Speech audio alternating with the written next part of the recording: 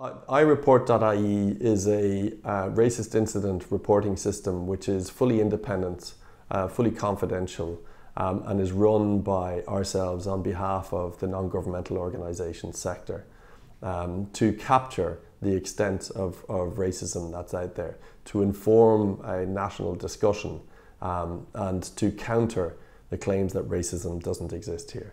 There is unfortunately an enormous amount of racism out there, and going hand in that is there's an awful lot of skewed debate and a lot of denial that there is racism. There's denial from an official level right the way down to denial in the media and in the common perception. There is a massive gap between what people from minority communities, be they travellers, Muslims, Roma, Black Africans, or ethnic minority Irish people experience on the one hand, and the majority white settled population on the other hand.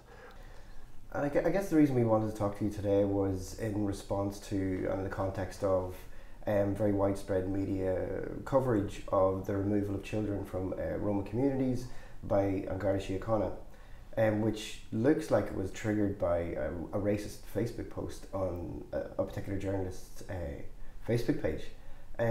You would be in regular contact, I guess, with a lot of organisations and different groups within Ireland working on the issues of racism. What kind of responses are you hearing from different communities? Very disturbed ones. Before this story even broke the news, we've had several reports into us from members of the Roma community. Several of our network organisations are Roma organisations themselves and organisations that work directly with people from the Roma community. And unfortunately, reports of racist incidents against Roma are commonplace. We suspect that because with these matters, people tend not to report and underreport, and awareness about reporting isn't always there, especially among a marginalised community like the Roma. But there is a significant level of deep hostility manifesting in violence and patterns of ongoing harassment and bullying directed at Roma communities across Ireland, and that's something that we're picking up on. So even before this broke the news, this was the situation. The other thing that we have been alarmed about was the number of hostile, skewed and frankly racist media framings of Roma and portrayals of Roma that have been out there. And ENAR Ireland has been taking action on a number of these. And you may be hearing more about this as we follow up on this. And I think so when the story about the family in Greece broke the news, the ground was already primed for something to happen. So the Facebook post that you spoke about happened in the context when really society was primed to hate Roma, and the hair trigger was triggered. And what appears is that the HSE and An Garda Siochana overreacted in a completely inappropriate way, without due process, and in disregard of the Child Protection Act, and in disregard of the normal procedures that they would normally follow, which are that under Section 12, that serious and immediate concern about the welfare of the child needs to be evidenced, and this wasn't there. And it appears that the only basis that people went in was on the basis of a dubious tip-off, and on the basis of the ethnicity of the parents of the child, and on a really shallow and ignorant and scientifically wrong understanding of genetics. And so it's our view that this is racial profiling, and there's nothing else. And racial profiling is racism. It is policies and actions by state bodies which are deliberately racist in order to pursue their goals, which discriminate against a particular communities because of their background. Just to interrupt you, I think Ireland's actually been previously called to attention by the European Council and also the UN in terms of racial profiling. Yeah, racial profiling has been raised in a number as problematic in a number of reports on racism in Ireland. It's been raised by ENAR Ireland's own shadow report on racism in Ireland for a number of years running, including this year's. It's been raised by ECRI, the European Council on Racism and Inequality. It's been raised by UNCERD, the United Nations Committee for the Elimination of Racial Discrimination. And the practice of racial profiling runs, even though there is provision in it, there is the guards were legally within their rights to do that. And the Irish state hasn't outlawed racial profiling, and we're calling for the outlawing of racial profiling. The practice of racial profiling in Ireland runs contrary to the European Convention on Human Rights, the UN Covenant on Civil and Political Rights, the UN International Covenant on Economic, Social and Cultural Rights, the UN Convention on the Elimination of All Forms of Discrimination, the Dublin Declaration, and the Council of Europe's European Commission on Racism and Intolerance, General Recommendations on Combating Racism and Racial Discrimination. We are, on this question, a rogue state when it comes to racism. The actions over the last couple of days will have been felt not just by people in the Roma community, but across communities. This will resonate with travellers who have an experience, where there's a historical experience of children being taken away from traveller families on purely racist grounds, under cultural and prejudiced assumptions about who travellers are and the kind of care that they give, and taken to state institutions where they were, stripped of their culture. Wrenched from their families,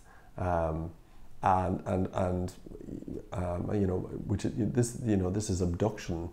We have a history of that, and there's a history of this kind of carry on against nomadic and indigenous peoples across the world, and this is state racism. Minister Shatter was announced last night, I guess, in a statement released, that he was fully confident in an investigation by An Garda Siochana into itself, and also flagged that he felt that An Garda Siochana acted in good faith at all times. Now, do you feel that your members would feel that this is an appropriate response from both the minister in terms of sort of almost prejudging the outcome of an internal police investigation, investigating itself, and also the fact that the police is investigating itself? No, I mean, I think it's totally inappropriate, and I would really query that. I think that what is needed is a fully independent inquiry. We're talking about confidence. We're already talking about communities which have a low confidence in state bodies, including An Garda Siochana and the HSE, for historic reasons, for reasons of practices which are institutionally racist. And for reasons, for a whole load of reasons. This is extremely damaging to community relations.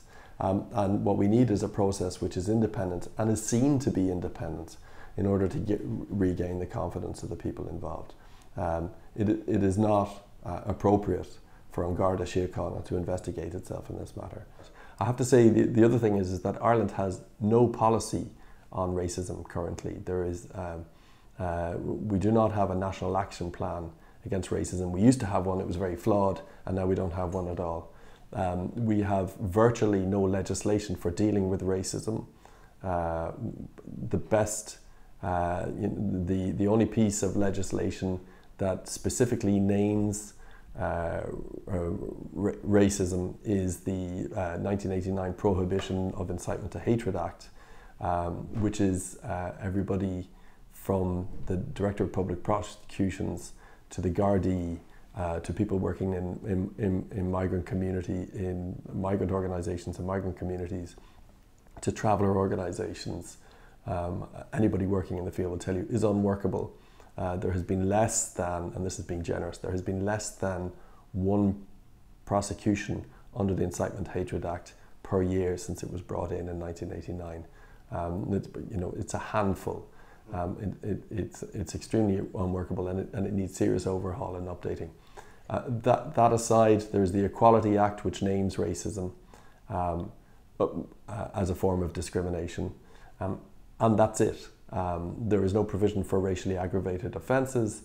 There is no law, as we said before, there is no law outlawing the practice of racial profiling.